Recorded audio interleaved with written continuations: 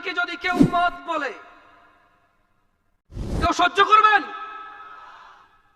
শুকরকে যদি কেউ গরু বলে, সহ্য করবেন? ও বিয়ে করেনি, মেয়ের সাথে কথা বলে, মেয়ে বিয়ে করেনি, ওকে ওর সাথে কথা বলে, এটা কি জেনা না ভালোবাসা? আপনারা সবাই এটাকে ভালোবাসা বলেন নাকি জেনা বলেন?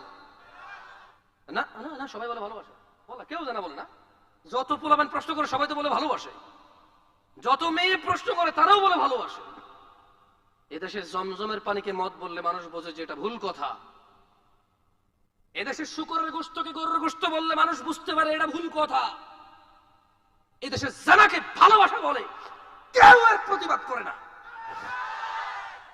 ও কত নিচে নামছে অশ্লীলতা আসার কারণে। আল্লাহ বলেছে জানা, রাসূল বলেছে জানা, কোরআন বলেছে জানা, হাদিস বলেছে জানা, আলেম বলে জানা, হুজুর বলে জানা, ওর মা বলে জানা, ওর বাপ বলে জানা, ওর সমাজ বলে জানা, ওর দিন বলে জানা, ওর নিজে জানে জানা, ও বলে ভালোবাসা। ও বলে কি ভালোবাসা? বিয়ে করে না, এটা নাকি ভালোবাসা? তাহলে জানা কোনটা? তাহলে জানা কোনটা? এটা যদি ভালোবাসা হয়, জানা কোনটা? আল্লাহ আমাদেরকে বুঝার তৌফিক দান করুন।